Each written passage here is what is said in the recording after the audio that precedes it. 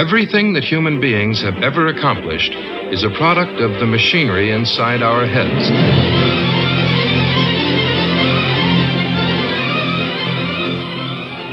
This is the size of the human brain, the organ of the mind of man. It generates all our feelings, our actions, our thoughts. There are new ideas about how it works, about waking and dreaming, about our emotions and the strange partnership of mind and body, about how we see and how we remember, even where consciousness operates within the brain. So tonight, we'll examine that imprecise quality, human nature, and search for the powers within this lump of tissue. I'm David Prowitt of National Educational Television.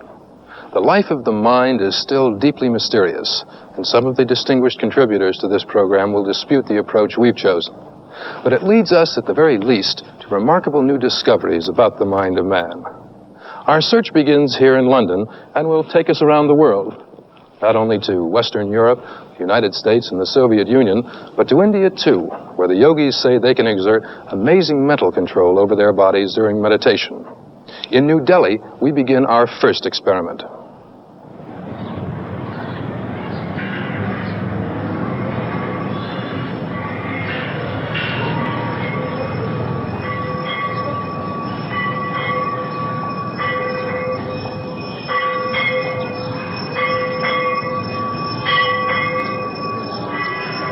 Ramanand is one of India's most accomplished Raj, or master yogis. Allegedly, he was once buried alive for 28 days. Using this airtight metal box, Dr. China and his colleagues at the All India Institute of Medical Sciences are going to put the yogi's powers to a severe test. Before he's sealed inside, Ramanand Yogi prays. He's 46 years old, and he's practiced yoga for nearly 30 years. Dr. Bal Krishan Anand is in charge of the laboratory. He's already proved some claims of the yogis, such as the ability to stop the heart, to be false. The question now is, could other claims be true? Is it possible for a man to control his body's need for oxygen just by the power of thought?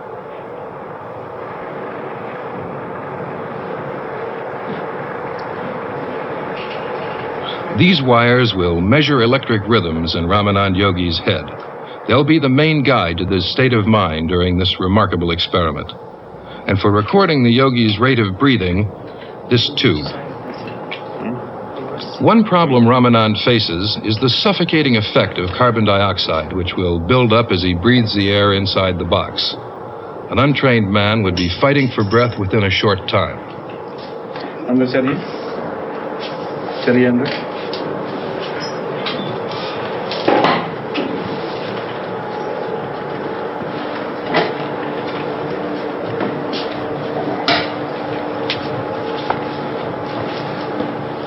Twice an hour, small samples of air drawn from the top of the box will show how much oxygen the yogi has used. The doctors have already calculated his body's basic needs at complete rest.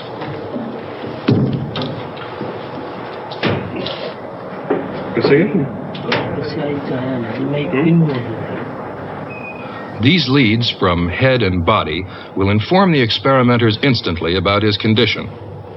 But in case Ramanand wants to be released in a hurry, he has an emergency alarm buzzer.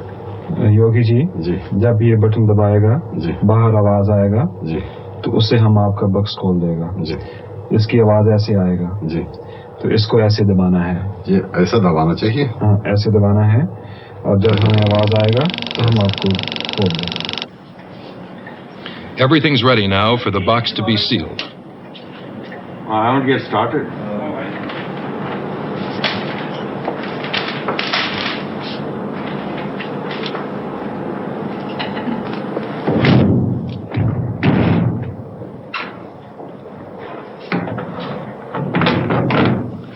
Now the yogi's brain must repress the demands of his body.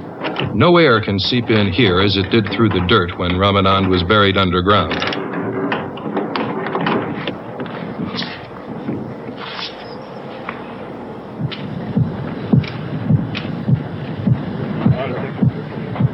The dancing pens report the yogi's condition. There's no outward sign of the battle that's beginning between mind and body. The heart beats steadily. These unusually rhythmic waves on the electroencephalograph show that the yogi's brain is very peaceful indeed.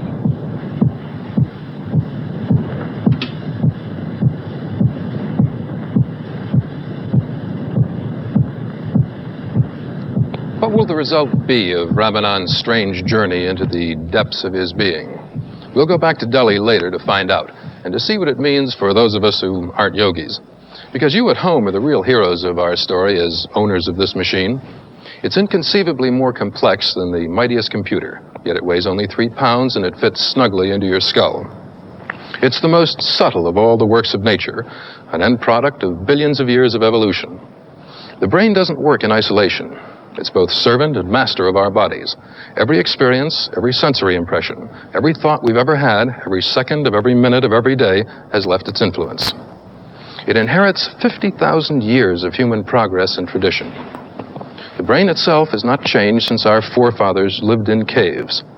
The armchair psychologist could miss important features of his mind if he forgets it evolved for practical action. This mind machine supplied the hunter's skills of hand and eye, his quick wits, and the communal bonds of emotion and language. But the dreamy hunter turned out to be capable of much else besides, and his powerful brain changed the natural world to suit itself. As we saw in those rhythms from the yogi's scalp, the human brain is an electrical machine. Inside my head, billions of nerve-like living cells are carrying a chatter of electrical impulses through a vast forest of connections. Many communicate with the outside world, but most of them talk to one another.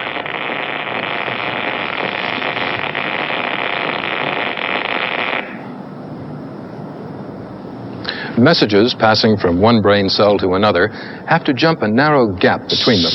The electrical impulses release special chemicals, transmitter substances. Traveling across the gap, they stimulate the brain cell on the far side. That means the brain is a chemical machine too. How can we connect that microscopic bustle with our conscious minds? One obvious fact is that sometimes we're awake and sometimes we're asleep. For sleeping and waking, and for dreaming too, switches have now been located here in the stem of the brain. They're among the first parts of the brain to start working. This crown of electrodes will draw a picture of the first tentative flickers of a young mind in the making. Little Delphine is a premature baby, being cared for at the Port Royal Hospital in Paris. Officially, Delphine is 4 weeks old, but she was born about 9 weeks too early. She weighed only 3.5 pounds. Even now, her brain's not as ready for life as the brains of most babies are at birth. Bouche, les mots, pieds, mains, tête, deux mains. Physicians now have to find out the baby's true stage of development so she can receive the right care. Her brain rhythms give clues about that to neonatal research specialists Nicole Monod and Colette Dreyfus-Brissac.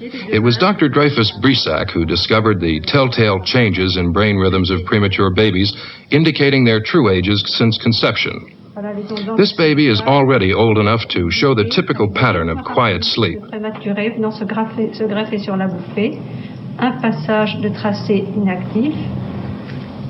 Now a change. Look closely. Under her closed lids, Delphine's eyes are flicking back and forth. This is called REM, rapid eye movement, and her brain reflects this normal state of sleep by beating out a different rhythm. This active sleep is the first state of sleep that's recognizable in premature babies. We know that during active sleep, older people have vivid dreams, but who can imagine what's going on in this young mind? Adults begin their sleep in the quiet state, then move to active. Babies start with active sleep, then spend more than half their time in it. The machine monitors her eye movements. 5 weeks before normal birth, many parts of a baby's brain are still unconnected. Delphine's world is small, her senses still vague and indistinct. But her brain's electric rhythms show that the switches of sleeping and waking have begun operating, switches that involve chemicals at work in the brain. At Göteborg University in Sweden, Annika Dahlström examines specially treated tissue from the brain of a rat. Chemicals called transmitter substances glow like fluorescent paint in ultraviolet light. Professor Dahlström's discovered that the little containers for the chemicals have to travel to work. With this technique, we can study the action of the transmitter substances within nerve cells. Now, these substances are specially designed to transfer messages from one nerve cell to another in all parts of the body, including the brain. Now, in order to be able to carry messages, these transmitter substances must be stored in special small particles called transmitter granules. In this preparation, we can see a bundle of nerve fibers from a rat.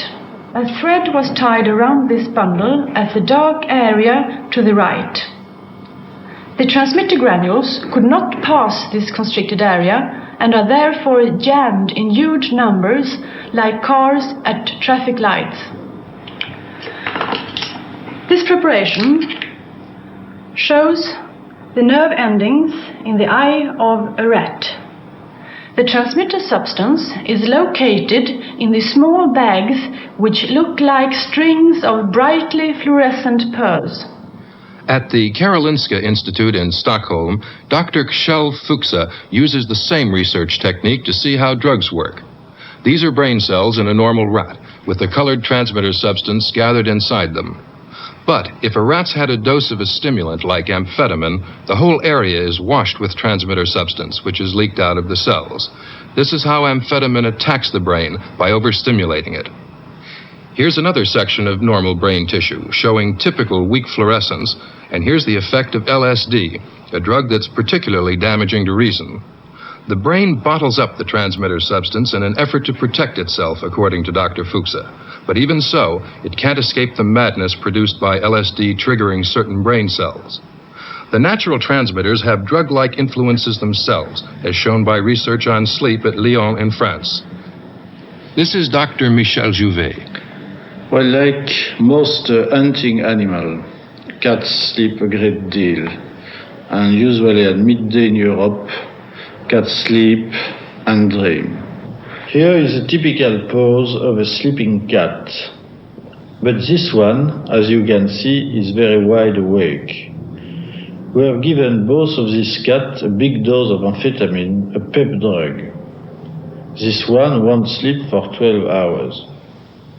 But this cat does sleep, because 6 hours earlier, another drug cut the supply of the transmitter substance, noradrenaline, nature's own PEP drug. This indicates that amphetamine can only stimulate when it's working with the natural substance. Studies of waking and sleeping in cats have located the switches of consciousness in the brain. About 20 years ago, American and Italian scientists discovered that a special network of cells in the stem of the brain has the job of arousing the brain as a whole, turning us on, if you will. Also in the brain stem, as Professor Jouvet has found, another switch must be thrown if we're to sleep. The switch for dreaming is in the same area. We have found a trigger zone just around here in the brain, which is responsible for dreaming and which is also responsible for the mechanism which stop us acting out our dreams. Now we know that cats are dreaming just by sticking 2 electrodes here to record the rapid eye movements, which usually are corresponding with dreaming. We'll put that there to pick up your rapid eye movements during your dreams. Just stick it down. At Edinburgh University, Ian Oswald investigates dreaming with the help of volunteers like Joanna. Why our brain should tell strange stories while we sleep is still unexplained. But the detection of rapid eye movements is dispelling some of the mystery. Good. Well, good night. Sleep well. I hope that arm of yours doesn't give you any trouble. Good night. You'll be all right. Good night. Joanna broke her arm in a cycling accident today, and although she's a regular volunteer in this research, it's still not easy to drop off to sleep with wires on your head, connected to a recorder, and the experimenter keeping watch.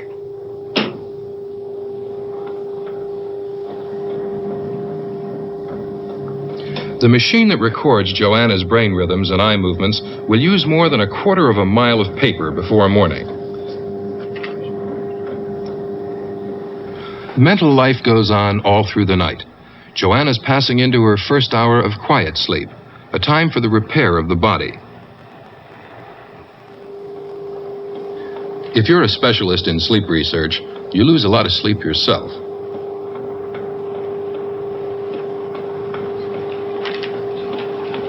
At last, the strong, slow brain rhythms of quiet sleep give way to faster activity associated with dreaming. The eyes begin to jerk about rapidly. Joanna is now dreaming. Every healthy adult dreams for about 2 hours each night. Most of us just don't remember it. The recorder is a surer guide. During active sleep, we're also sexually excited. Babies have a great deal of this active sleep, and Dr. Oswald believes a child's brain is growing during these periods, while an adult's is repairing itself. Joanna should be well into her dreaming by now. Joanna, wake up. Wake up.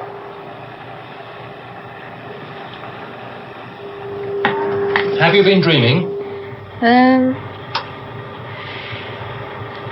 Someone was talking to me just before I woke up, but before that, I was thinking about an old district in Edinburgh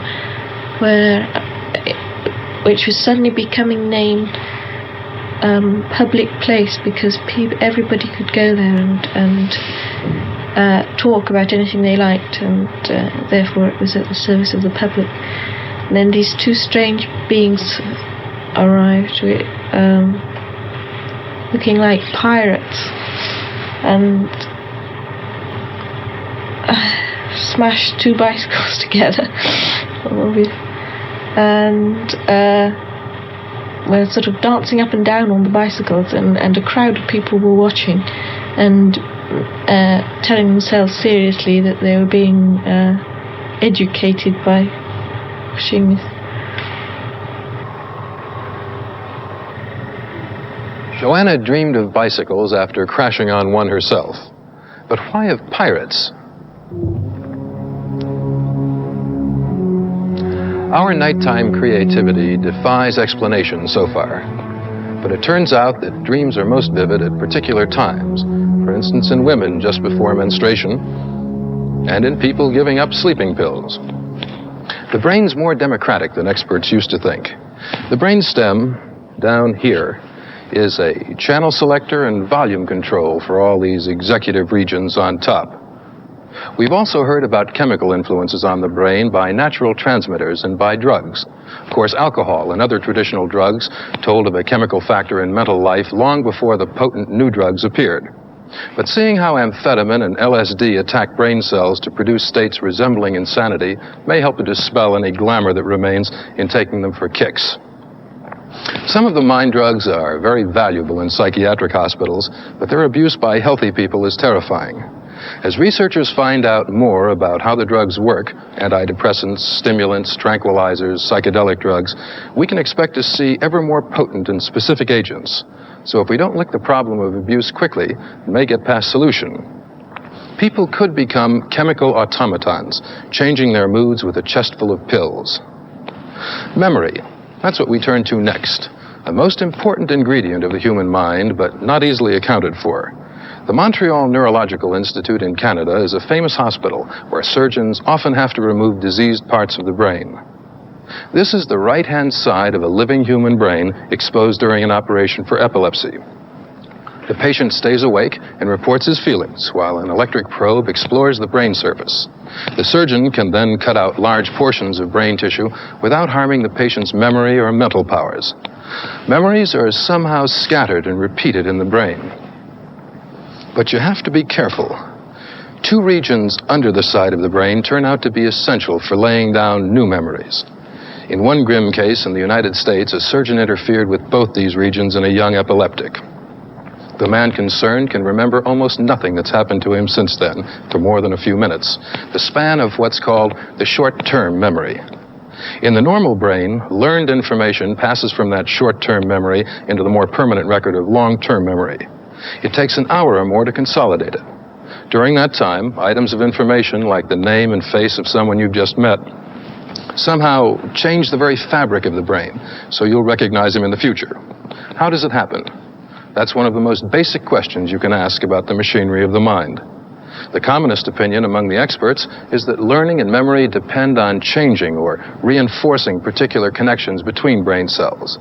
The lasting importance of nerve connections appear in a situation which shows resistance to learning, as we'll see in a short piece of laboratory film. It's from Roger Sperry of the California Institute of Technology.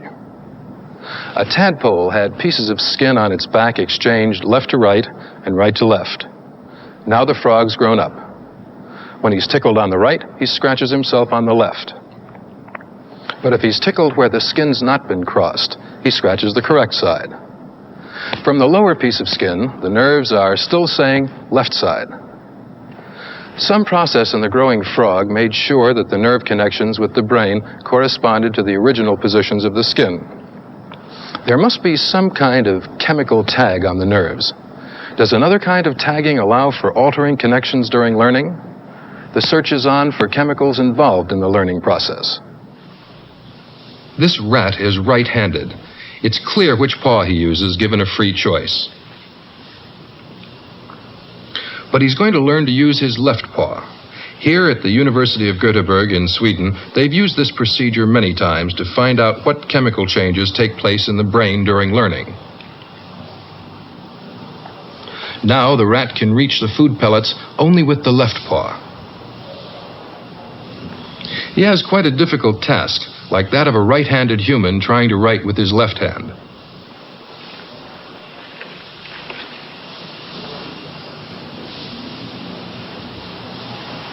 But after a few periods of practice, the art is mastered. The use of the left paw has been learned.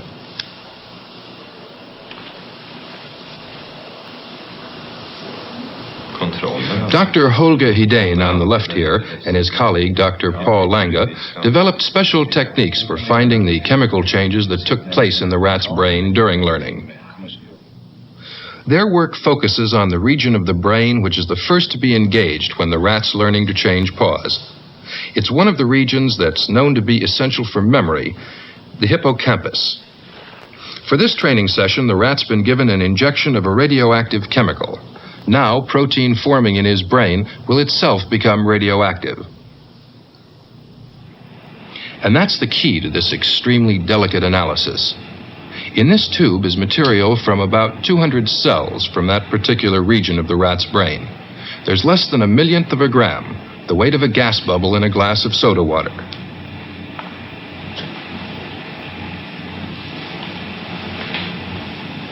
The brain material is transferred to another tube containing a special jelly.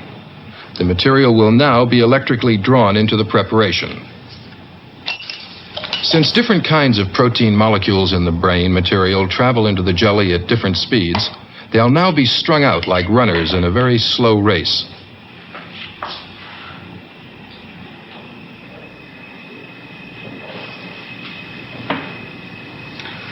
After 10 minutes, the jelly is eased carefully out of the tube.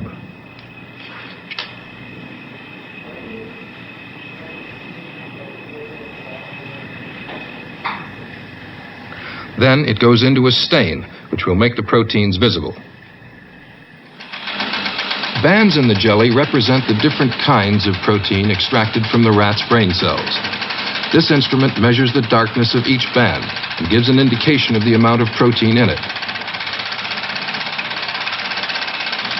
Eventually, each protein type finishes up in a sensitive Geiger counter. Its radioactivity will tell how much of it was formed during that last training session.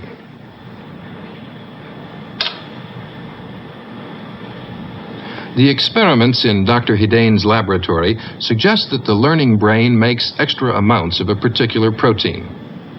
These 3 bands are proteins from brain cells of an untrained rat. From the cells of a trained rat, 4 bands. The extra band and the one near it are forms of a brain protein called S100. According to Dr. Hidén, they were made during the learning period. The real meaning of this discovery is still controversial, but in California, a leading investigator gives his views. Dr. Samuel Barandez. All cells do jobs as individuals. The special problem for nerve cells is to work together, to communicate with each other. Now, the way that nerve cells learn to form communications and pathways, we believe is due to protein substances on their surface. The experiments with frog skin show that certain of these connections or pathways are inborn and unchangeable. Other nerve cells, we believe, have the option of forming new relationships or strengthening other relationships during the course of adult life. We believe that this change in relationships also requires protein. Now, the work that Hidane and Langa are doing is an attempt to find proteins which are made during learning. In our own work on inhibitors of protein synthesis in nerve cells, we find that when you block the making of proteins in nerve cells during learning, long-term memory is markedly impaired. Now, the major point of all this work is that we're beginning to think of nerve cells and the nervous system not only as a box full of electrical components, but as a bunch of blobs of protoplasm which make use of common mechanisms, the making of protein for one, for a very special purpose, to communicate with each other.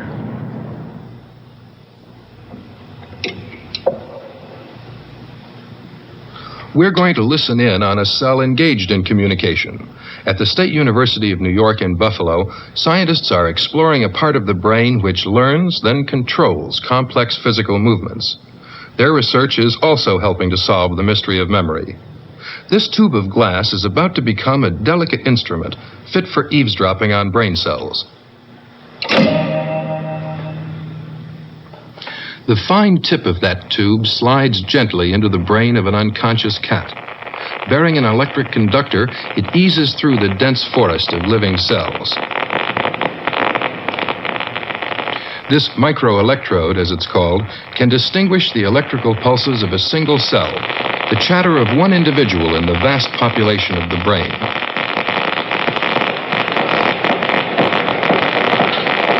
In this small room, shielded from all outside electrical interference, an international expedition into the darkest continent of all, the living brain, is in progress. It's led by Sir John Eccles, a Nobel Prize winner and perhaps the most experienced brain researcher of our time. His wife and colleague, Helena Taborshikova, comes from Czechoslovakia. Another member of the team is from Japan. Professor Eccles himself is from Australia. Specialists from the United States and Lebanon complete the team. Now we're losing it a bit. I think we're moving away. Could you try now, Helena, to go a little up or down and see if we can lift it again up to where we had it? Each movement is just 0.002 of a millimeter, about a 50th of the thickness of a human hair.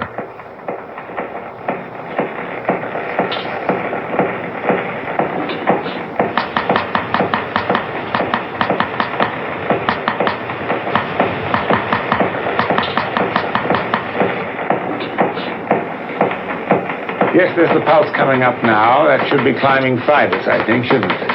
From its latency. Just a bit too. The microelectrode is searching for one of the main cells in the cerebellum, a special part of the brain that controls learned movement. Oh, here. Here she is. The cerebellum's job is to coordinate skilled movements of the muscles. It gathers information from all over the body. The experimenters now want to see how this particular cell is influenced by nerve signals coming up from the cat's leg. And what nerve is that you've got on? This is superficial radio. Try it on deep, will you, John, Here we are. please? There's a deep. Yes, it's not the climbing fiber. There's good inhibition now. I think if we added that up, we'd see quite a good inhibition. Sensitive electronic equipment is used to find the pattern of the apparently capricious activity of the cell. The effects of repeated signals from the leg are added up and show that the incoming signals briefly suppress the activity of the cell in the cerebellum. Here, that brief silence is shown differently by a flattening effect. In brain signals, silence can be a message too. Don, can you make that switch faster now so it's easier to integrate it? Yeah, that's better, Jim. Dr. Eccles and his team may spend several hours with one cell until they know it thoroughly. Every cell has its own peculiarities.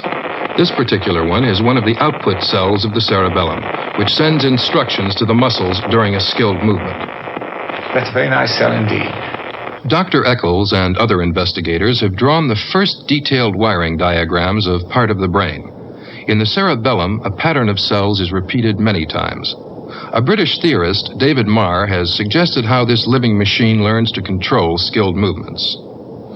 Each of these big output cells controls one specific movement, in this case turning the wrist. We'll see how the massive nearby cells help teach it when to operate. This child, learning to drink from a cup, has to think what she's doing. What next? The cerebellum receives signals that the cup has touched the lip. Special cells broadcast the news. But watch on the left, too, for word of the decision of the conscious brain to turn the wrist. Any broadcasting cells that are active now strengthen their links with the output cell as it echoes the command. Meanwhile, the action continues under conscious control. The cerebellum hasn't yet learned to take charge automatically. The output cell must learn its job with practice. The same action and the same news is broadcast by the same combination of cells. Prompting from the conscious brain is still needed.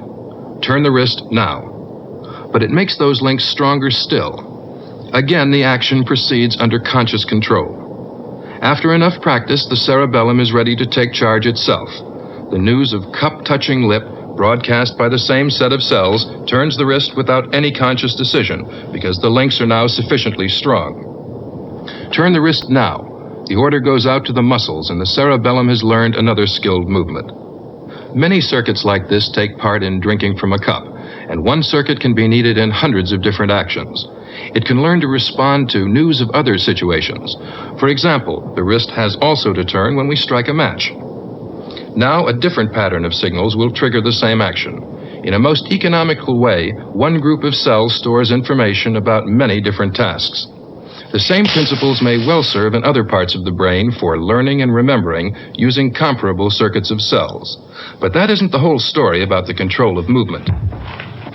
The simple action of raising a coffee cup to my mouth involves two amazing things. Firstly, there is the machinery, the muscles, the thousands of nerve fibers, the millions of nerve cells that are concerned. Then there are the complex interacting circuits by which the cerebellum takes over all of this and gives me the smoothness of operation as when I put my cup to my mouth. The second amazing thing is the will. How by taking thought I can carry out any action that I please. If anybody tells you how that happens, don't believe him. We still are completely ignorant of the way in which mind controls the operations of nerve cells. It is very humbling indeed for a biologist to be faced up with the problem of how a human mind can control movement in the beautiful and subtle way that you now see.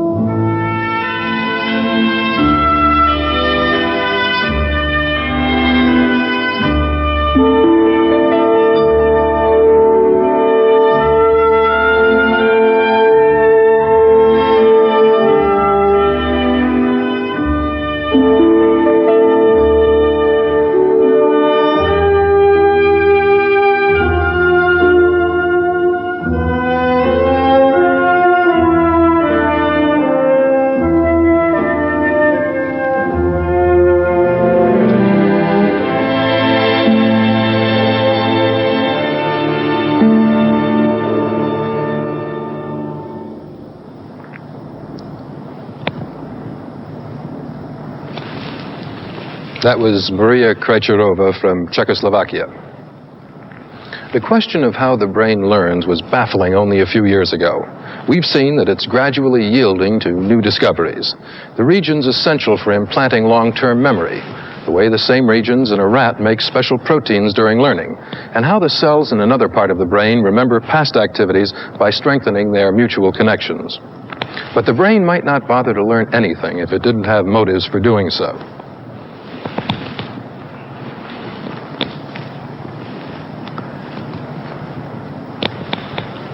Emotion colors all human life.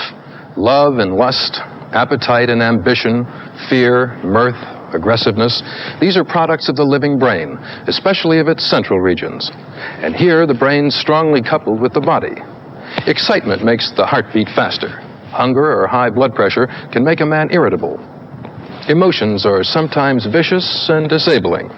Rage can be blind and fear petrifying. But milder arousal is necessary for any practical action, and emotions can be strong, yet tender. Before looking again into brain mechanisms, let's see some outward effects of emotion in young animals.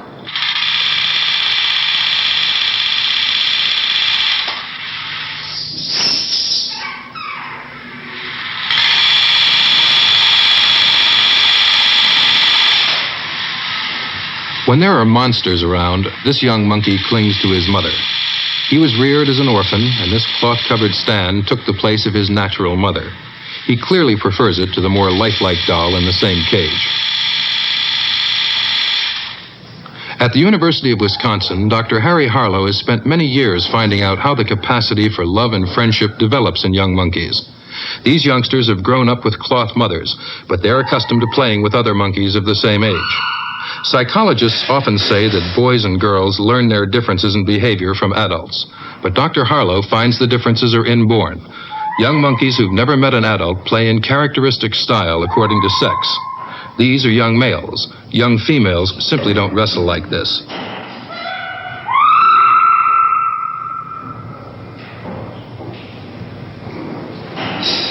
For this young monkey, even a cloth mother means nothing. He's lived, up till now, in complete isolation, with only himself to hug. At present, he's emotionally devastated. For another deprived monkey, rocking provides self-comfort. These monkeys, reared on their own, have, so far, no idea of how to play. Their new companions will show them what to do, and they'll slowly recover. If the isolation had continued much longer, they'd never develop affection for any other monkey. Learning to love is a serious business, and in monkeys, Dr. Harlow sees striking parallels with human behavior. The parallels between behavior in monkeys and man are brought even closer in another experiment in progress at Wisconsin. In the wild state, monkey fathers take little interest in their mates and offspring. Here, these monkeys are made to live like human families in a group of cages resembling an apartment house. This experiment is the work of Dr. Harlow's wife and collaborator, Margaret Harlow. The normally promiscuous male adults have to stay with their mates because the front door is too small for them to leave. But the youngsters are free to play together in the yard. So, the fathers just have to make the best of their enforced domesticity. In more normal circumstances, it's rare to see an adult male minding the baby. Here, it happens. As with humans, the neighbors have their little disputes.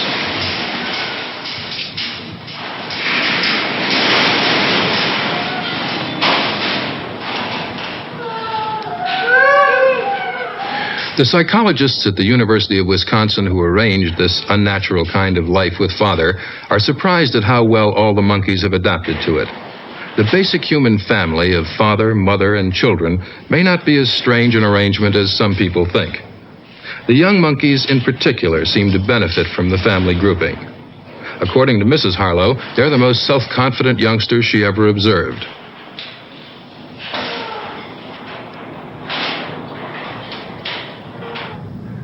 How does the brain generate our impulses and emotions? At Stanford University in California, Dr. Seymour Levine tackles part of the question. Most of you will agree that sex is a unique creation of nature, but it may not have struck you that sexuality and brain complexity have evolved together. reproduction involving two individuals is so much more complicated than the division of a single cell that behavior such as this demanded a major evolutionary step in brain development. Sexuality is built into the brain, and the male and female brains are indeed different. This female rat was given a single injection of male hormone shortly after birth. That one shot was enough. She now has the brain of a male, and she will almost always act accordingly. If presented with a normal female in heat, she will show many of the male sex behavior patterns, even the characteristic licking of the genital area. We're just beginning to understand how the glands and the brain interact throughout life. The brain directly controls the master gland lying beneath it, the pituitary. It tells the pituitary when to release special hormones which travel throughout the body, causing other glands to produce other hormones.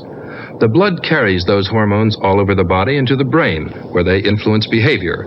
Some pituitary hormones encourage self-preservation. Thyroid hormone keeps body and brain active. Adrenal hormones serve in time of stress, while female sex hormones operate the menstrual cycle. One pituitary hormone makes the ovaries produce estrogen. That sex hormone induces the brain to release another pituitary hormone, causing ovulation. 2 weeks later, the woman menstruates, and the cycle starts all over again. Estrogen builds up to trigger the release of the ovulation hormone, and again, menstruation. This is the rhythm that is broken by the contraceptive pill, which basically misleads the brain. Shortly before menstruation, a woman is 4 times more likely to commit a crime than at any other time.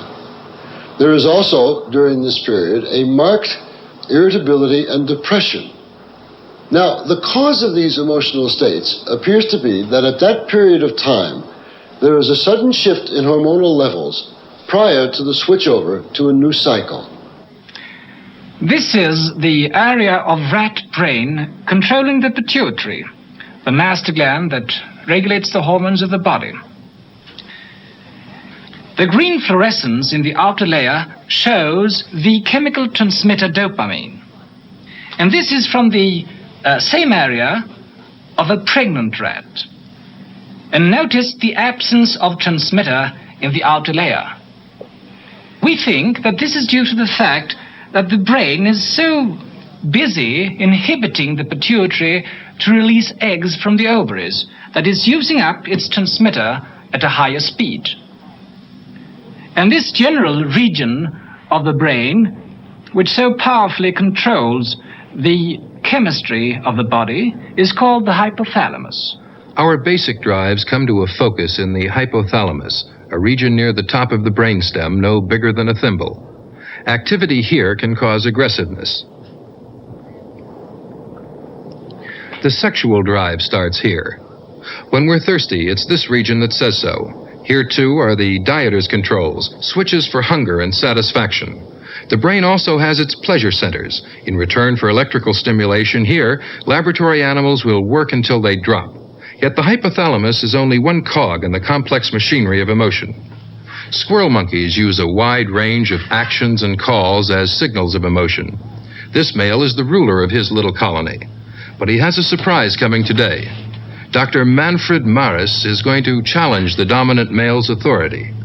This experiment is being done at the Max Planck Institute of Psychiatry in Munich. Dr. Maris has remote control of the brain in another male monkey, who will be the challenger. The cap is a receiver, and beneath it, wires run deep into the monkey's brain. All is peaceful at present, and the subordinate male keeps his normal place. And here's the boss again, content in his authority. When the subordinate monkey receives a mild electrical stimulation in a chosen part of the brain, abnormal behavior will begin.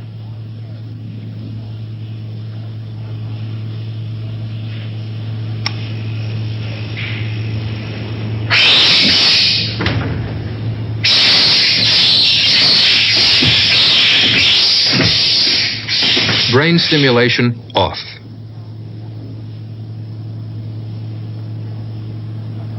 The German experimenters are seeking a better understanding of emotions and their outward signs by using remote control of the brain. To tell us why, the leader of the research team, Dr. Detlev Plug. A single monkey is only half a monkey. Its normal life is shaped by interactions with its companions. In human life, too, communication with one another is the main factor. As a psychiatrist, I believe that the cause of mental illness is a distortion or even a breakdown of the communication system.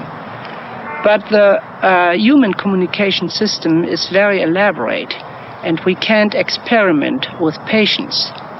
That's why at a psychiatric institute we investigate the gestures and calls of these animals. These calls can now be produced at will.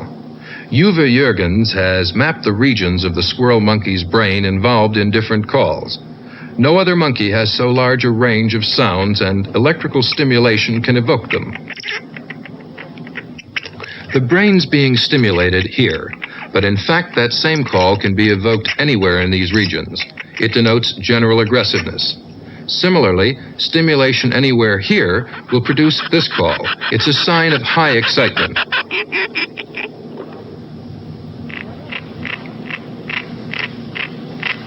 That's a threatening call. This one is probably used just to attract attention. Large, deep-lying areas of the brain operate in each emotional state. The calls simply communicate these states to other animals. Up to now, no animal could tell human beings exactly how it was feeling. The next goal in the Munich experiments is to find out more precisely how each call affects other monkeys. The squirrel monkey's calls are a powerful new tool for finding out how the brain produces emotion. Like monkeys, when we humans express our emotions, we inevitably influence the actions of other people. Unlike monkeys, we can reflect on our emotions and channel them, which gives a special dignity to human life. There they are, citizens of Montreal, going about their business efficiently and politely. How much more immune to emotional disturbance, don't you think, than a pack of wolves or a gang of monkeys? Appearances are misleading. Man is probably the most emotional animal of all. A pioneer of the new psychology that links mental and physiological mechanisms to explain emotion is Chancellor of Montreal's McGill University, Dr. Donald Hebb. Nobody would seriously suggest for a moment that the spider is capable of emotional disturbance. The rat may be capable of some fear, but that's about all. With the dog, we have something more complex. The dog is capable of jealousy, of grief for a missing master, and certainly of fear. But with the chimpanzee, we've got something that's very human. The chimpanzee that is teased in feeding may sulk for weeks, and shown a death mask like this may be utterly panic-stricken. Notice that progression. The price of intelligence is a more complex brain, more easily disturbed, more vulnerable to emotional disturbance. The temper tantrum of the human child is an example of pure, unadulterated emotion. He grows out of it, you say? If he does, I'm wrong. The theory I'm working with says that the human grown-up is twice as emotional as the 3-year-old. How does it concealed? Well, how long is it since you told that neighbor what you really think of her? How long is it since you handled a corpse? It seems to me that society is structured by human beings so as to protect them from the consequences of their great capacity for emotional disturbance.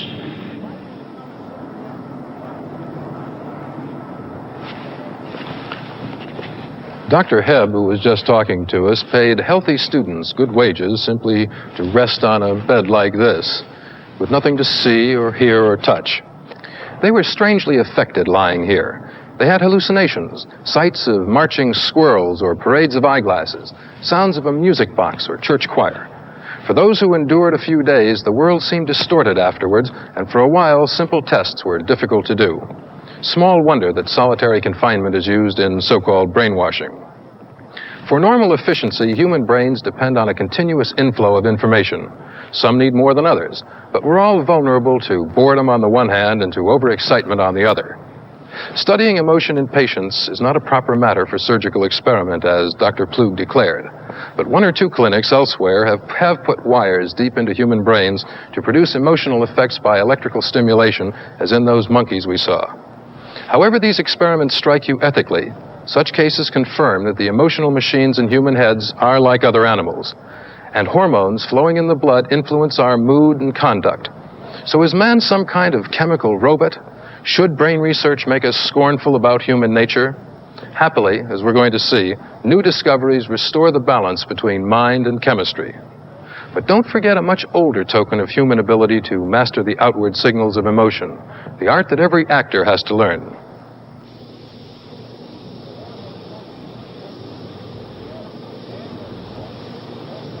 Take it off, it's hideous. Here comes a candle to light you to bed, and here comes a chopper to chop off your head. Take it off! Goosey, goosey gander, where do you wander? Upstairs and downstairs, and in my lady's chamber. There I met an old man who wouldn't say his prayers. So I took him by the left leg and threw him down the stairs. Take it off! Jake, it's not funny. Yes, hold it there a minute. I think that bit can probably be tightened up quite a lot. There's a bit where the tension here is going out of it as you're doing the second part of Goosey Goosey Gander. What you want is not just a reaction to an executioner's mask. It's not grand guignol in that sense. But it's the feeling that this man is raping your soul, stealing your personality. So to get that in, I think, why not try a bit of the mirror game? See how it goes, yes? Close observation of each other, but him taking everything from you and mocking you with it, mocking you with yourself, so that he drives you in on yourself to the edge of a nightmare. That's really what one's after.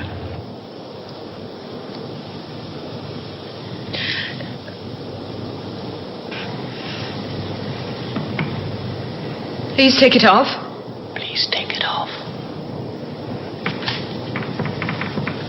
Jake, it's not funny.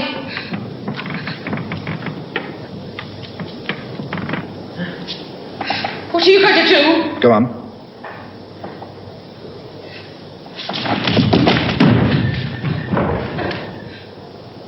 Here comes a candle to light you to bed, and here comes... Have you anything you wish to say before... Before? A cottage on the Essex coast... My father... ...is dead. Father? Dead. Don't put me in the gas mask. Don't put me in the gas mask. The techniques of the yogis of India were recommended to actors by the famous teacher Stanislavski for mastering emotion. But back in New Delhi, Ramanand Yogi is mastering more than emotion. His brain is still very calm after 4 hours in the airtight box, yet he's brought his life almost to a standstill. The shaded area represents the theoretical minimum of oxygen the yogi's body needs to survive when completely at rest. In the first half hour, he managed with less. Then he settled at half. That's a level he reached in earlier tests. But after 3 hours, look, the air sampling shows him down at 1/4 of the so-called minimum. There's no mistake, because the next half-hourly measurement shows the same level. Now it's time for the next air sample. They check not only the oxygen used, but also the accumulation of carbon dioxide in the box.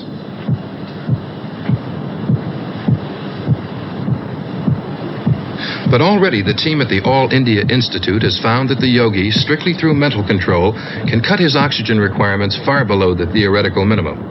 Oxygen that's needed for the most basic routines that sustain and repair the body. So here's a case of mind over matter, a triumph of the human brain over chemistry and over the glands and internal organs, systems usually thought to be self-governing. It's like willing your hair to grow more slowly. Professor Anand is equally surprised by the yogi's continuing peace of mind, apparently undisturbed by the rising concentration of carbon dioxide in the box. In the Bhagavad Gita, holy book of the yogis, it is written, "As a blazing fire turns fuel to ashes, so does the fire of knowledge turn all actions into ashes." But you don't have to be a yogi to take some control of your body. Just set your mind free, relax, breathe regularly, and when you hear the tone, that tone will mean that you're succeeding. That's all I have to do. That's all you have to do. Keep the tone on as much as possible. Okay. All right? In a New York hospital, we're about to see something which, up till now, most doctors would have thought was quite impossible. Oh, now start in recording. This healthy volunteer is going to attempt to lower his own blood pressure simply by willing it.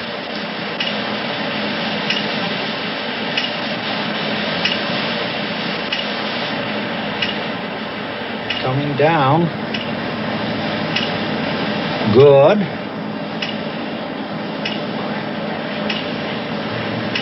Coming down. Wrong way.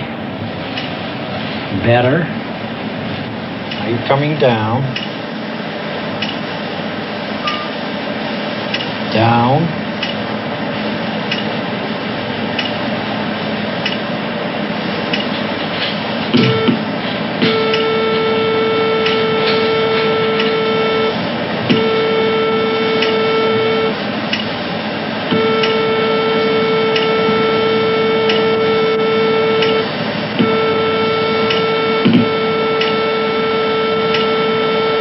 Good. You're keeping it on a long time. Very good. Excellent.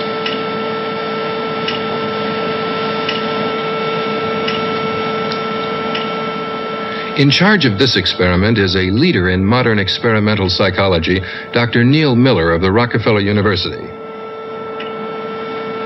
Excellent. The best yet. You're way down. Blood pressure is down by 16%. Conscious control of the body's inner workings? Few physicians thought it was possible. Dr. Miller has staked his reputation on the belief that it is. So strong was this prejudice that I had extreme difficulty in getting even my own students to work on this problem. But in the end, we were able to show that the brain has more direct control over internal organs such as the heart, the kidneys, and the intestines than even those rare perceptive physicians had believed. I believe that my work lends additional support to that of Professor Anand. With rigorous experimental controls, we have shown that we can train animals to modify a number of internal functions. We hope that it may be possible to use the same training techniques to teach patients with high blood pressure to reduce that blood pressure. Since we are just starting this work, this remains a hope.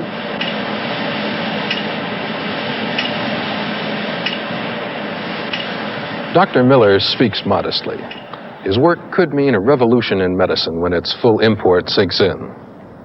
The implications for mental factors as causes of disease and perhaps also as cures are truly staggering. There's a broader conclusion, too. We've always been telling ourselves that our emotions are foolish and unruly, and it did seem as though the lower parts of the brain conspired with the body to keep emotion inferior to conscious reason and left human nature at the mercy of chemistry. All that's changed by what we've been seeing. The mind can overrule chemistry, even to the extent shown by the yogi cutting his oxygen needs. The brain connections thus confirmed should help to scotch the old idea that emotion is foolish while reason is wise. They're equal. In this age of H-bombs and napalm, should we bet on logic to save us or on love? So far, we've been dealing mainly with deep-lying mechanisms of the brain, including the brainstem with its switches of sleeping, waking, and dreaming, the cerebellum and what it shows about the machinery of memory, and central regions that organize our drives and emotion. But our powers of seeing, thinking, talking, and so on seem mainly to lie in the roof of the brain. After a brief pause for station identification, we'll be back to explore these higher parts of the machinery of the mind of man. We're looking at a screen as seen by a cat. The sporadic activity is from a single brain cell concerned with vision. It lies in the back of the cat's head. The cell sometimes responds to, sometimes ignores the moving bar of light in front of the eyes. This particular cell, monitored by a microelectrode in the surface layer of the brain, reacts to a horizontal line in a precise area of the screen. Among the visual cells, there's an amazing specialization. The animal is under an anesthetic. We're at the Harvard Medical School in Boston. The microelectrode seeks out another cell in the visual region of the brain. At the projector is David Hubel from Canada. Torsten Wiesel from Sweden marks the screen as he listens to the cell. During 10 years of experimentation here in Boston, Hubel and Wiesel have uncovered the early stages in which the brain picks out features in the patterns of light and shade that fall on the eyes. First, lines and edges of a particular slope, then movements of lines.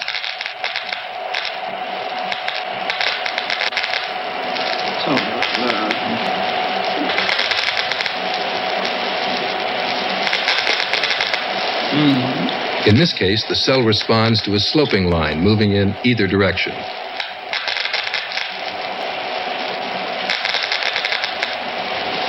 Every cell in the so-called visual cortex has its own special functions, and its functions are discoverable. In this part of the brain, mystery is giving way to detailed knowledge. Shall we map it out? Yeah. Taking the upper top. Yeah.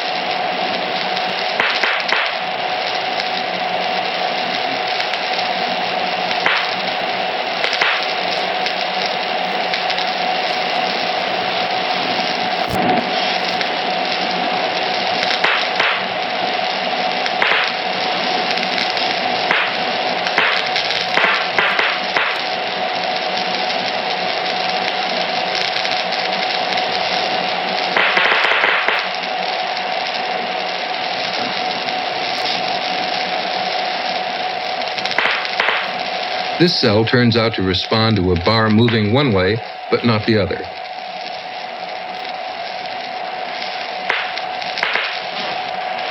But now, if Professor Hubel makes the line of light longer, the cell ignores it. Nothing at all.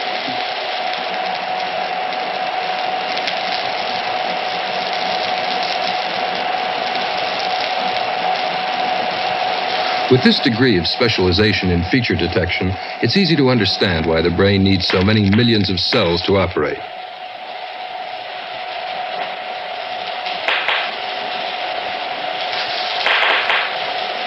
Very good. The eye itself begins the analysis of what we see. It's more than a camera, it's an outpost of the brain, and the information the eye sends back is already partly processed within the retina.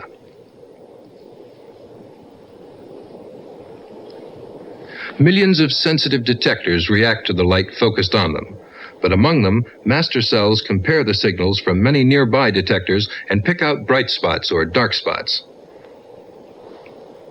It's basically news about spots that travels along the nerves towards the brain. The message is made clearer still at relay points where adjoining nerves interact. The signals may stop actions by one nerve and trigger another. Cells at the back of the brain review the information from many nerves, looking out for lines or edges of particular slopes or for movement. Each cell watches for one feature.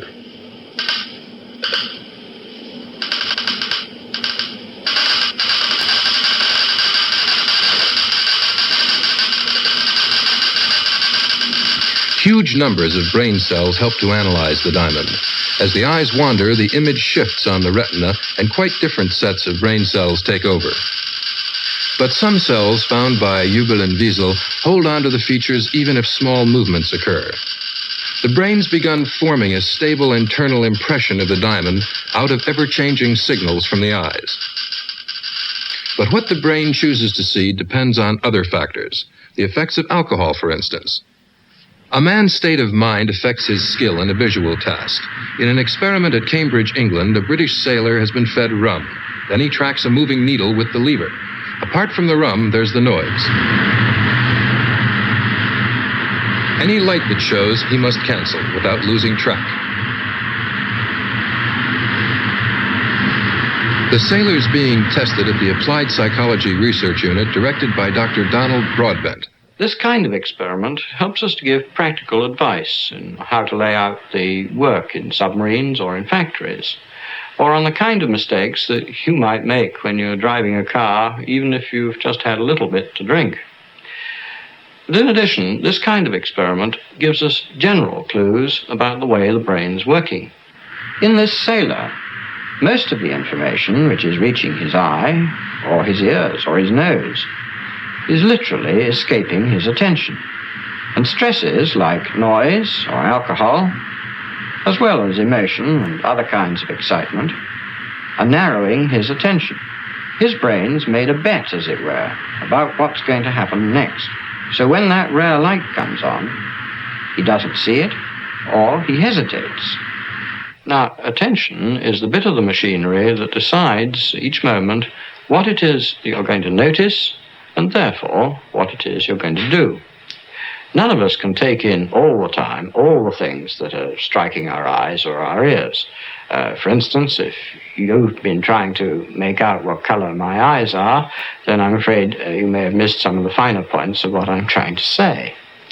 And because of this kind of thing, therefore, there seems to be a sort of filter inside the head which protects the big machines right in the middle against being overloaded.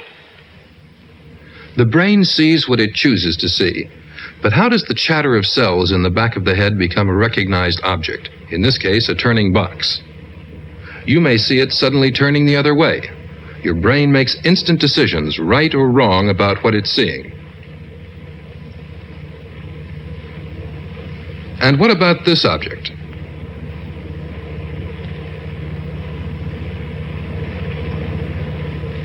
You may see it snaking in a peculiar way, but it isn't really. It's just a piece of bent wire turning behind a screen. For Richard Gregory, a British experimenter, tests like these help to show that our brains make internal models of recognizable objects. This cube has lost some of its edges, but you may still be able to hold on to its shape as it turns. The idea of rectangular boxes is extremely familiar. But you've never met this shape before. You've no model of it in your head.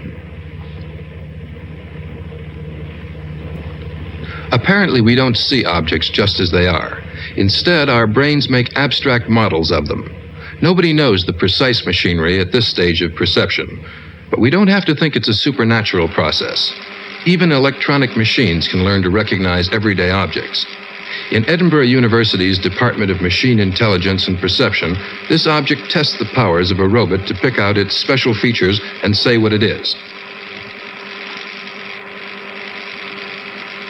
A television camera is the robot's eye, but the real work of recognition is done by a computer in another room. 3 ingenious programs supply it with processes of perception like those which must occur in the human brain. The first step is analysis. The robot assesses the brightness at each point. The aim is to organize the scene into regions of light and shade. Where the scanning lines cross, the robot is exploring the light region inside the rim.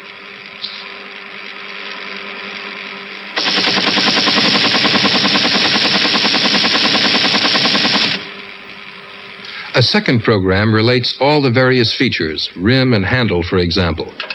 Finally, the computer searches its memory. It looks for abstract models that match the mathematical description of the object. This should be the last step in recognition. If it doesn't find a good match, the robot can always look again.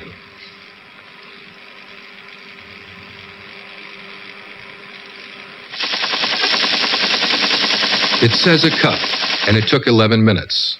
A little slow-witted? Maybe something with the same number of regions about. Donald Mickey and his colleagues find it fairly difficult to give a computer abilities that come naturally to the human brain. But no one here doubts that, in principle, an electronic robot can form concepts and use them intelligently. And anything which is that. Yeah, now the size of the total repertoire of possible objects is up to about 10, isn't it? Yes, it's about 9 objects. Spectacles, cup, If the road to intelligent robots seems difficult and slow, it's as well to remember that many years go into the making of a full-fledged human being, too. In some respects, a baby's rather like a robot running on imperfect programs. Kirsten, at 4 weeks of age, doesn't like unsweetened lemon, that's clear. But the automatic sucking reflex is too strong for her at this stage of life.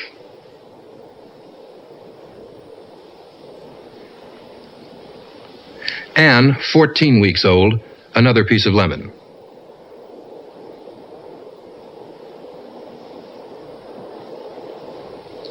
Joanna, 6 months. She's made progress, at least the lemon's self-administered.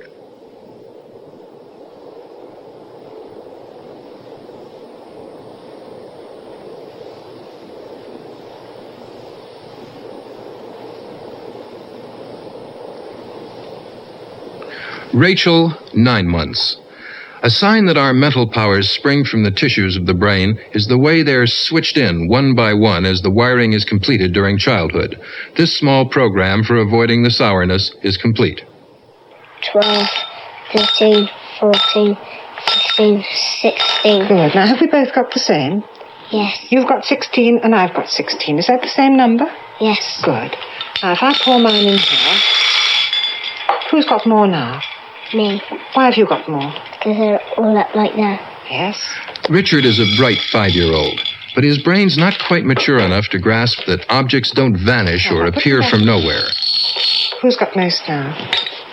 You had 16 and I had 16. Who's got most now? Neither of us. Neither of us. They're both the same. Both the same. Good. Now, supposing I put mine in here. You've got more than me. Why have I got more than you? Which was from there to there and then from there to there. Thank you very much. He'll get that right when he's 8. But even at 8, a child's reasoning powers are imperfect. In this Manchester University experiment, Damien has to find out which of many points on the panel represents a hidden treasure. These lights give him clear hints about whether each move is good or bad, nearer, farther, same distance.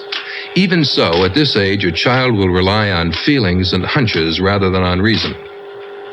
The strategy, or lack of strategy, used in searching is a sign of the child's prevailing mental capacity.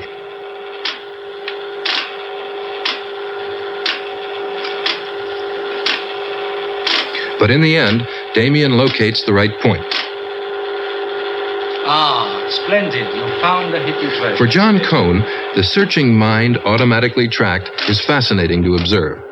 Mental searches for words and ideas are closely related to these outward searches. There's a much more systematic search in progress. Shirley is 13. In mental capacity, she's just about fully mature.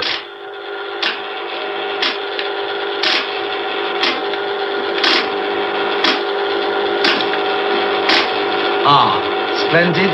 You found the hidden treasure very quickly. Покажи нос. Touch your nose. Покажи глаз. Touch your eye. Глаз, нос. Eye and nose. Глаз. Это нос, да? Да? Наверное. Mental powers that emerge so gradually in childhood may suddenly be lost if the brain is damaged. This man can take only one simple instruction at a time. We're in Moscow at the Burdenko Institute, one of the world's biggest brain clinics. An outstanding Soviet expert, Dr. Alexander Luria, tests a patient. М, р. Ба, па, па. Па, ба, па. Ба, па, па. Не так. Не так? Не хватает. Ну, как, брат, не видно число. Па, ба, па, па. Damage to specific areas of the brain causes predictable loss of mental powers. These tragic effects are one of the surest sources of information about how the brain is organized. Париж, Париж. Ливерпуль, This man was a detective in a Moscow suburb. He was saving a woman from being mugged when a blow injured a region of his brain that is involved in interpreting words. The damage has seriously affected his powers of speaking and writing. His ability to recognize and repeat music remain, however. Вместе. Расцветали яблоки, груши, поплыли туманы над рекой. Выходила на берег Катюша, на высокий, на берег крутой. Сейчас. Расцветали яблоки, груши. He was getting the words from the professor. Расцветали яблоки, груши. А дальше? But can he do it alone, without words? Я могу. Без слов тогда, давай. Могу, давай, как следует. Та-дари, та-ра-дари-да-ра-да, та-дари, та-ра-дари-да-ра, та-тари, та-ра-дари-да-ра-да, та-да-ра, та-ра-дари-да-ра.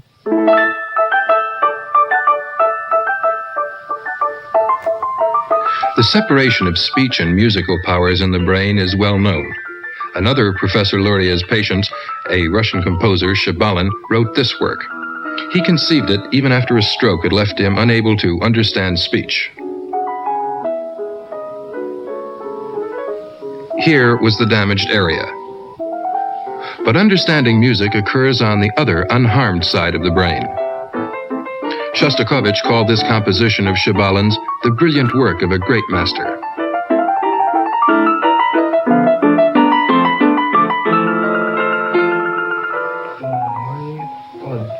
Put the triangle beneath the square. That ought to be easy enough. But this man was an officer in the Red Army, and in one of the battles of 1943, he was shot in the head. He lost a part of the brain which supplies the ability to relate the positions of objects. Mental arithmetic and the understanding of complex sentences are also affected. The same brain mechanisms serve all these different functions. Правильно, хорошо. И теперь третье и последнее. Now he has to try and put the triangle above the square again. Значит, треугольник. Над треугольник уже надо выше. Значит. Words like above and beneath, left and right, no longer have their obvious meanings for him. He now has to use torturous reasoning to put the triangle above the square. The wound also destroyed the soldier's normal writing ability, but by using a different substitute brain mechanism, he was still able to sign his name. With effort and courage, he built on that remaining mechanism. He's even been able to write a book, a long account of his struggle for his mind. Many people I know talk about cosmic space. Our Earth is no more than a tiny particle in the infinite universe, and yet people don't think about that. They think and dream of flights to the nearer planets which circle around the sun. But the flight of bullets, shrapnel, shells, or bombs which splinter and fly into a man's head, poisoning and scorching his brain, crippling his memory, sight, hearing, consciousness, this is something people consider normal and easily dealt with. But is it? If so, then why am I sick? Why doesn't my memory function? Why have I not regained my sight? Why is there a constant noise in my aching head? Why can't I hear properly, or why can't I fully understand human speech? It is an appalling task to start again at the beginning and relearn the world which I lost when I was wounded, to piece it together again from tiny separate fragments into a single whole.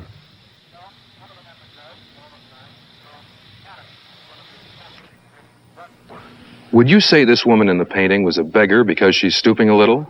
You might if you'd been injured in the front of the brain. In fact, this Russian painting shows the unexpected return of an exile. To find out why some patients with brain injuries make apparently silly remarks about pictures, colleagues of Dr. Luria in Moscow have tracked people's eye movements. Much speeded up, here's how a normal person's gaze first wandered over this picture.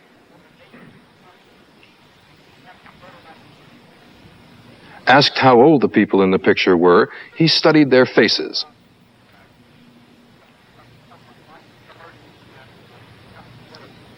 But a patient with severe damage in the front of the brain moved his eyes aimlessly, whatever the question.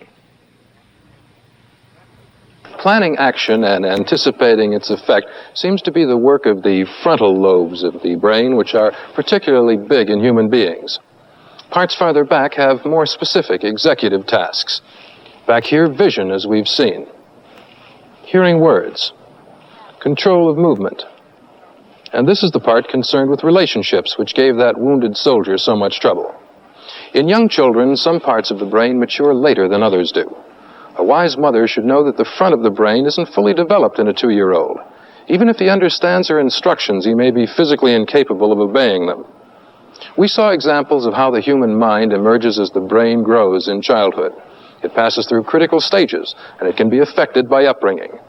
In a Massachusetts hospital caring for unwanted children, brain scientists found small babies lying in cots like this with nothing to look at. They asked permission to brighten up the visual world of the cots. Then the babies learned to coordinate hand and eye movements 7 weeks earlier than babies in the plain cots had done. But the worst blight on the brains of the world's children may be malnutrition, before or after birth. International field work in Guatemala is confirming that severe malnutrition during infancy can impair mental powers, probably for life. The effects of poor feeding are likely to be worst when the brain is growing most rapidly. Very recent research has now established 2 times of rapid growth at around 5 months before birth, and again from 15 weeks before birth until more than a year after birth. So nutrition of the mother matters too. Several million infants each year suffer severe malnutrition. Hundreds of millions experience milder deprivation.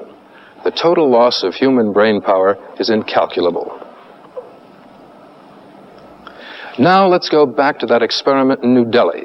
You'll remember we left the yogi deep in his trance in his airtight box, and now he's showing signs of disturbance. Dr. China is on watch, and it's nearly 6 hours since Ramanand Yogi was sealed up. Just in the past half hour, the yogi's begun showing effects of the rising carbon dioxide in the box. The trance isn't as deep as it has been. Heart rate and breathing are faster and less regular. The next air sample is due now.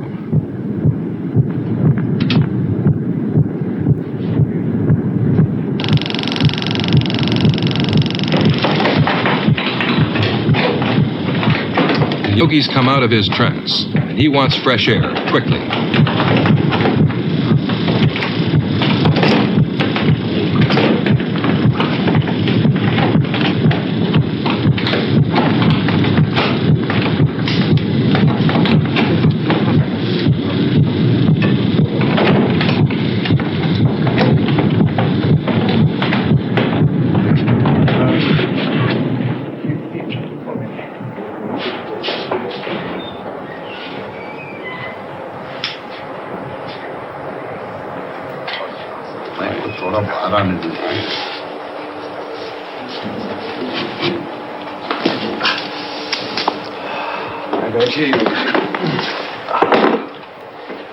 ये क्या हो गया योगी जी? ये बहुत दर्द है जी।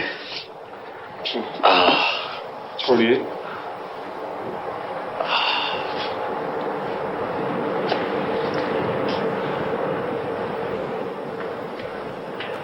He seems to be in good condition, considering that at one stage in the experiment, his body was making do with only a quarter of the oxygen he was supposed to need. So that's that. The remarkable test we've been watching must help to change our basic attitudes to the interactions of mind and body. The yogi's self-control, now verified by the instruments of science, is a private kind of accomplishment. But does not all human achievement begin with inward dreams made public?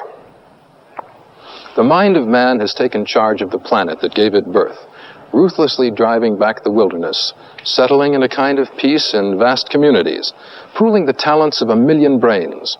But the restless hunter still drives his limbs to unprecedented feats. Wherever his mind can lead him, he sets his footprint, and he fills his caves with instruments stalking the secrets of nature. He strives to save the individual human mind from oblivion, but he turns to faith and awe where comprehension fails. And with his brain-born skills of hand and eye, man seeks for beauty, calling it truth. Our special powers of language play an indispensable part in human accomplishments. Nothing is more challenging or difficult to explain than how the brain supplies those powers. These regions, all on the left side of the head, are involved in language. Measurements made recently at Boston University show there's a language lump here, a definite enlargement not found on the other side of the brain. But mapping these regions tells little about how we learn language and use it. Is the child's brain like a clean slate on which language is inscribed by a process of trial and reward? Dr. B.F. Skinner of Harvard University and the behaviorists think it's so. But they're challenged by those who say our powers of language must be largely inborn. That's why there's so much interest just now in how children learn to talk. Take the little matter of when you say the thing and when you say a thing. The rules are very complex indeed and depend on what you think the other person knows. No one dares tell children these rules. They just pick them up by about the age of 4. Well, Julia, once there was a man who was a photographer. He took pictures of animals for a living. In Harvard University's Department of Social Psychology, a research student tests Julia's mastery of A and The the. thing he saw, there was a lion and a tiger having a fight. Now, who do you think won the fight? The tiger. Yeah, the tiger won the fight, and he gave a great roar to show how happy he was at winning. Well, he thought that was a very good picture. So he went trooping on through the jungle, and next, he saw a rabbit and a turtle. They were having a race. Who do you think won? The rabbit. The present controversy about language and the mind of man raises important issues about brain mechanisms and also about human self-esteem. A leading figure in this argument is just along the road from Harvard at the Massachusetts Institute of Technology, a distinguished theorist of grammar, Noam Chomsky. A number of years ago, people were quite enthusiastic and hopeful about the possibilities of using computers to, for example, translate human languages and to construct computer programs that would be able to comprehend and understand languages. These hopes have been very largely abandoned for the short run at least. It's now recognized that the principles of human language are far too subtle and complex for present-day technology and understanding to encompass and express them precisely. And this is an interesting and important fact, because, of course, every young child of normal intelligence very rapidly acquires a complete and full knowledge of his language and uses it with perfection. And he does this on the basis of extremely poor data and often on the basis of no teaching or very little teaching.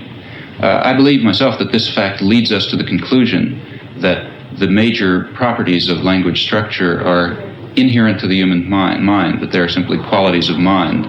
And that the child brings these qualities of mind to bear when he learns language, and he must only then learn the particularities, the specific details that distinguish one language from another. And I think that this conclusion is supported by the research into the variety of languages. For example, here at MIT, we have work on the structure of English, on the structure of Australian bush languages. And I think it's fair to say that very similar universal properties appear in this wide range of languages, which must, I believe, be attributed to properties of mind. I also think that there's no evidence whatsoever that other animals, let's say apes, share these qualities. Furthermore, I don't think that we are led to the conclusion that there's anything mystical about this. No doubt someday physical properties of the brain will be discovered that account for these at the moment quite incomprehensible innate abilities. But this is far off, and I believe we therefore must be quite careful not to underestimate the originality and skill and the depth of the properties of mind that are revealed when a simple child uses an original sentence. Remember we play a game with the cars all going down the hill? Dr. Chomsky's work restores our sense of wonder about human powers, but whether his theories are right, only patient research will tell. Let's get them all close to you. I'm always tired too because my mother always wakes me up and say, "Ow." That goes over there. All right. I'm just trying to get this set up. Bard is an autistic child. In autism, the natural powers of language sometimes fail and children may act like deaf mutes, although there's nothing physically wrong. In these circumstances, Dr. Skinner's principle of trial and reward can help to break through the barriers. When Bard, who's 6.5, came for treatment at the Max Planck Institute of Psychiatry in Munich 12 months ago, he was completely speechless and unsociable. Soft. Peter Gottwald uses a conditioning technique developed in the United States and England to help Bard talk. Good. He rewards any progress with a pat and a spoonful of ice cream. The procedure is based on the methods used in training laboratory animals. An essential first step is to make eye contact.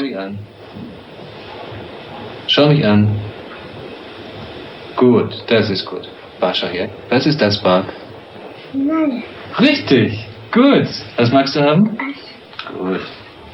Great skill and patience are needed, even in this seemingly simple routine.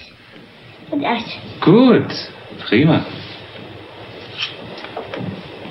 Was ist das? Bart, schau hier. Was ist das? Gut. Das war gut. Was magst du haben? A star pupil after 18 months training. When she was 8, Irena behaved like an infant, saying little and being easily upset. Now she's maturing socially and can use short sentences. Was ist da? Das ist die Bettina. The behaviorist technique has worked for these autistic children, but that doesn't prove that more normal children learn language by simple trial and error, or that there's no inborn basis for the development of language in human beings. Ganz viele Leute sind da drauf. Come on, Sarah. Come on. Come on. Mm-hmm. Good. Sarah is a student at the University of California at Santa Barbara. They're trying to teach her to reason with words. It's one of the current experiments in communicating with chimpanzees. Obviously, chimpanzees can't talk. But can Sarah read and write using magnetized characters that represent words and questions? Question mark. Apple is red. Question mark. Banana is yellow. Sarah knows 130 of these symbols. These experiments seem to challenge the belief that man alone among the animals can reason with words. Question mark. Apple is red. Question mark. Yellow. No, that's not right. That's better. Question mark. Banana is yellow. To answer these questions, Sarah's first supposed to remove the question marks. She has a choice of other symbols, 2 meaning yes, 2 meaning no. She's supposed to take the symbols meaning yes and put them at the head of each column. Sarah removes the question marks and looks for the right answer. But does the trainer unconsciously give her any hint? Come on. The psychologist in charge, David Premack, says he's guarded against that possibility, which always hangs over tests of this kind. Other experts are impressed, but still deny that chimpanzees can use language in any human sense. Nevertheless, like other experiments with apes, this one reopens the question of whether the powers of language are truly unique to man. But it is relatively certain that no ape has ever asked himself how stars are born or how atoms behave. At the California Institute of Technology, Richard Feynman, a theoretical physicist and Nobel Prize winner, seeks the answers to questions like this in an ambitious creative exercise peculiar to the mind of man. Sometimes I feel like an ape, trying to figure out how nature's going to behave, fooling around with all these symbols. I always thought about what it is that goes on when I think about these things, and I realize it's a big mix of pictures and symbols and in my head as a kind of a confusing mess. But the symbols are inventions of other people, which make thinking about nature efficient. And so I have a great advantage over the apes because I have the experience of all the other individuals who've invented these things to help me to think. And I've invented some things too. There's a thing called a Feynman diagram that other people use that helps them to analyze the way nature's going to behave. My father got me interested in all these things by telling me how wonderful nature was, teaching me how to think about things and what pleasure it is to look at something from a new point of view. But he couldn't ever know the terrible excitement of making a new discovery. You get so excited you can't calculate, you can't think anymore. And it isn't just that nature is wonderful, because if someone tells me the answer to a problem I'm working on, it's nowhere near as exciting as if I work it out myself. I suppose it's got something to do with a mystery. And that's the mystery, how it's possible to know something, at least for a little while, that nobody else in the world knows. And to know how nature's going to behave in a situation that's never been tried before. How is it possible? What have we got in our heads that make it possible for us to find such things out? And I suppose it's the mystery of that adds to the terrible excitement you get when you make a real discovery, which hasn't happened to me very often in my life. So I keep trying. Whether it's concerned with universal laws or with the appearance of a hillside, the human imagination seems boundless. Knowing so little about the functions of the mind, what can we say about the brain mechanisms that can allow man to create a work of art? Marc Chagall is one of the great painters of our time, noted for his strange mixtures of the real and the fantastic. The imagination builds on basic functions of the brain. The machinery of vision, which makes mental models of objects, serves in imagining as well as in actual seeing. Genius is indeed close to the anguished inventiveness of madness, or the unreal flow of ideas when drugs interfere in the transmissions between brain cells. But judgment is what distinguishes the artist from the madman, picking out the good idea from a mass of bad ones. Judgment, too, appears in the most ordinary workings of the brain, as when we recognize an object from a distance.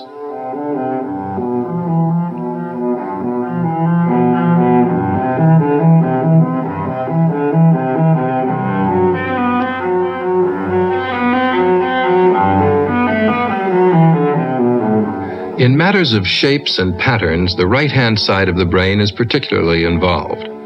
The mechanism of recognition comes into play with a feeling of excitement and conviction as the painter recognizes the right idea. But what is right depends on the times. In the face of competition from photography, the imaginative powers of the painter are tested to the limit, in showing us sights never seen before. Chagall himself once said that if you can discern no single object, even mountains of color piled on a canvas won't necessarily make it seem right.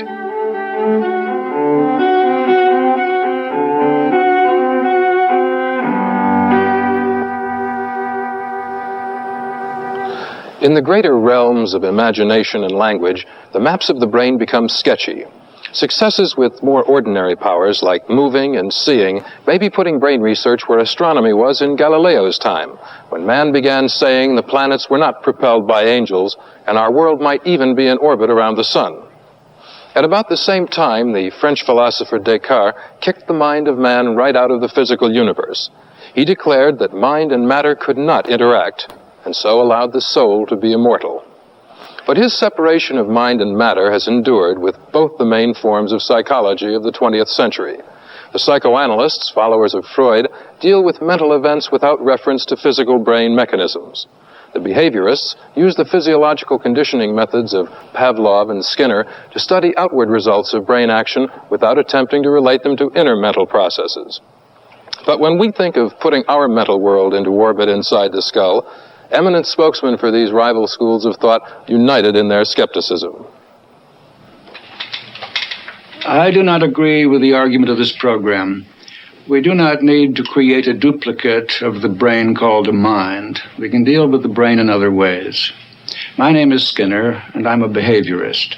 As such, I study rats, pigeons, children, and adults, normal and psychotic. The behaviorist does not ignore consciousness, as is often said. He simply deals in other ways with the facts which are said to show that a person is conscious. In explaining these and other facts, he emphasizes what has happened to a person during his lifetime. Naturally, the brain plays an important role in bridging the gap between what has happened to a person and his current behavior. Eventually, the physiologist will tell us how the brain does this, but we cannot wait for him because we must get on with the analysis, and in particular with applying it to the solution of problems in the world today. This program is misconceived if you think you'll learn much of the human mind by looking at brain mechanisms. Knowing how a television set works tells you nothing about the content of the programs. My name is Maine, and I'm a psychoanalyst, and this means I have to switch on the set and listen. My colleagues and I listen hard to our patients and try to understand the depths of the mind in what we hear. I deal in concepts, unconscious concepts, such as envy, gratitude, joy, grief, revenge, and remorse. These are matters of mind, and they're no less important than molecules or brain cells. Indeed, in terms of man's daily experience, they're a great deal more important and more convincing. Today's emphasis on atomic sciences and methods and their mimicry by biology poses a needless threat to our humanity if it's to lead men away from their own inner awareness just because it can't be put under some microscope. Study of externals, animal behavior, ordinary human behavior, brain cells, and so on, have their own importance. But the study of man's inner experiences and their personal meanings for him is what psychoanalysis is about. It begins where this program leaves off. I have spent a lifetime studying the working of the nervous system, but have not yet begun to understand how my brain gives me consciousness. In fact, all I know is what my mind gives me in perception and memory and imagination. By seeing, hearing, and touching, I come to know a world of nature. And as a scientist, I try to understand that world, including even my own brain. The really interesting features associated with that world, light, color, sound, smell, form, pain, are not in the world at all, but come to my mind as interpretations of signals to my brain in a manner that is completely beyond any scientific comprehension. I believe that there is a fundamental mystery in my personal existence, transcending the biological account of the development of my body and my brain. That belief, of course, is in keeping with the religious concept of the soul and with its special creation by God. For understanding man, the dreamy hunter, no method is uniquely right. Yet science is now leading us into the mazes of the brain for some of the answers. One successful pathfinder for this new approach to mental life, which we've followed in this program, is the Canadian Dr. Donald Hebb. 30 years ago, here in Montreal, I was faced with a great puzzle. I was studying some of those patients with large chunks of brain removed and could find nothing wrong with them. Nothing wrong with memory, nothing wrong with their intelligence, consciousness unimpaired, which was, indeed, a very great puzzle. In the years that followed, I developed what might be called, I think fairly, a crackpot theory, but that's had some support. It implied that thinking consists of the interaction between brain cells and nothing more, that consciousness, that intelligence is a function of the interaction of brain cells, that emotionality will increase as intelligence increases, that the more intelligent a person is, the more subject he is to emotion. It implied that man is a complex organism, complex beyond my imagining, complex beyond any words of mine, and all this with no element of the supernatural at all. Perhaps a more generous view of human nature begins with wonder at the machinery that makes it. This evening, we've seen progress towards understanding how our personal systems of brain cells arouse themselves, watch, and learn. Consciousness certainly remains a mystery, but in that connection, there's one more state of the human mind to show you. It's the most extraordinary of all.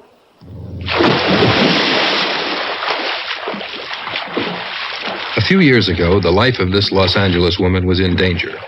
She suffered from frequent severe epileptic seizures that stormed across her brain. A surgeon, Dr. Philip Vogel, decided on a treatment of last resort. He split the upper parts of her brain. The connections, which normally carry a continuous stream of information between the two big hemispheres of the brain, go by 3 thick cables of nerve fibers. The surgeon cut them. When this drastic treatment first came into use, surgeons were amazed to see no resulting disturbance of ordinary behavior in their patients. This patient now leads the normal life of a housewife. The operation left untouched the nerves that direct the incoming signals from the right side of the body into the left side of the brain and vice versa. Although the two sides of the brain are now separated, the eyes and other senses help in sharing information, and the hand still cooperates skillfully. No wonder surgeons first thought that splitting the brain had little effect. Only recently have careful psychological tests shown that the split brain operation leaves the mind in a very strange condition indeed. In fact, it creates 2 separate minds under the same skull. The split brain condition has nothing whatever to do with the so-called split personality of the insane. Instead, it gives new insight into normal human consciousness. This lady is quite sane in both her minds.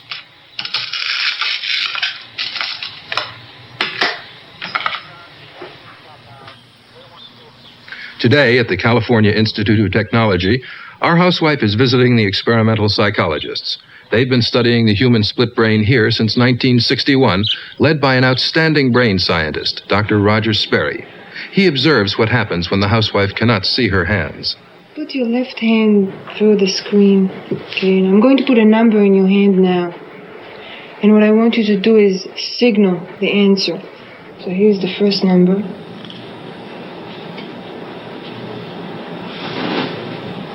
Can you tell me what that number was? 4. Okay. Now let me give you another number. The housewife feels with her left hand, which means the information goes to the right side of the brain. That right side doesn't control speech, but it can count and it can signal. Can you tell me again what the number was? 6. Okay, now let me give you another number. Only the left side of the brain can talk, but it has no idea what the numbers are. It just guesses. Her left brain doesn't know what her left hand's feeling. Can you tell me what it was? 5. Nor is it just an inability to say the right thing. The sense of touch in the two hands is divided. As we'll now see, the right hand doesn't know what the left hand is doing. Put your left hand through the screen. I'm going to put an object in your hand now. Feel it. And then I'm going to take it away. And I'll ask you to find it again. Okay? Okay, now see if you can find it. When you find it, hold it up. The left hand and the right side of the brain know all about the cup. Now I want you to find the same object with your right hand. But the right hand and left side of the brain know nothing about the cup.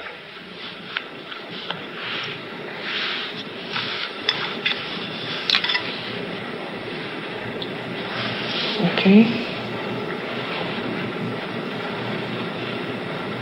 Now I'll put another object. Left hand again. Ah, that was a giveaway. The other side of the brain may have heard the sound of the brush. Try to find it with your right hand.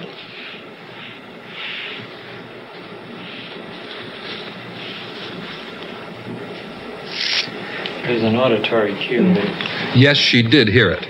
Dr. Sperry believes that experiments like these have now revealed the chief mental consequences of the split brain operation.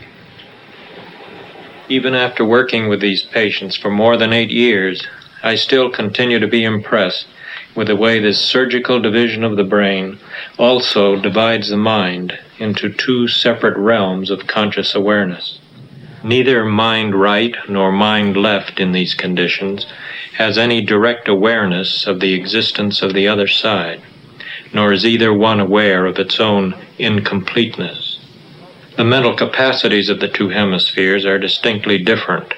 The left one is the dominant, literate, talkative side of the brain, capable both of verbal reasoning and of difficult calculation. It also is the more aggressive hemisphere, and is very much in charge of behavior. And this is the one that we meet in ordinary communication. Special tests are needed to make this left dominant hemisphere stand aside and allow us to uncover the minor right hemisphere. This new test is designed to confirm that, although the right side of the human brain is mute and unassuming, it's considerably better at dealing with patterns and shapes. This pickup will keep a check on eye movements because it's essential that each side of the brain sees only what it's supposed to see. This wire will detect any head movement. Have on. They're going to show the housewife faces out of this selection and ask her to identify them. But in fact, they've taken the two faces in the middle and cut them together like this. Which of the two faces will she identify?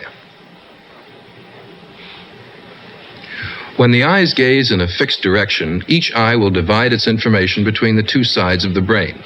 Whatever lies off to the right is seen on the left side of the brain and vice versa. So the mute left side of the housewife's brain will see only the little boy, the right side only the girl in spectacles. Neither side will know that there's more than one face. We are going to show you a picture of a face. And after you saw it, point to one of the faces right here on the table with your right hand. Okay, put your face up close and look steadily at the red spot. Keep your eyes steady. That's the face the right brain saw. It's the one on the left here. The question was, which side of the brain would make the choice? The right side of the brain won because it's much better at recognizing faces. It guided the eyes to its target and the right hand followed its aim. We are going to show you another face. Except that now we want you to describe it to us. This is what you'll see. Only the left side of the brain can talk, and it should see only the old man. Okay. Watch the red dot. Ready, keep steady there. Seeing an old man's face with a beard. Okay. Did you see him clearly? Mm-hmm. And did you remember anything else about him? He had a hat on. Had a hat on, that's right. Nothing unusual, no. Nothing strange. And a beard. You said a beard. Looked like he had a beard. There's a lot of hair. Right. Yes. He actually had a bushy moustache. Maybe that's what it was. Yeah. For those of us in brain research who are beginning to think beyond behaviorism, the findings in these patients narrow down somewhat the search for that number one enigma, the nature and localization of the conscious mind. The results seem to pin down our conscious functions to those upper regions above the brain stem and the cerebellum. It looks now as if consciousness in man can be tied to the living, alert brain in action. I just can't agree with colleagues who insist that our conscious experience is only a mere passive byproduct of the work of the brain. My own view would make consciousness a real force in brain function, giving our thoughts, mental images, feelings, and so on, a direct controlling influence in brain activity. If Dr. Sperry is right, the conscious mind of man is brought back into the physical world. Its powers will be fully stretched if it's ever to understand itself. But this ambitious scientific enterprise is well begun, as all the discoveries we've sampled this evening show.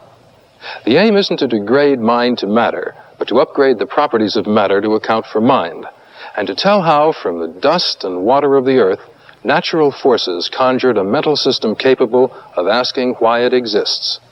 This is David Prowitt, NET, in London.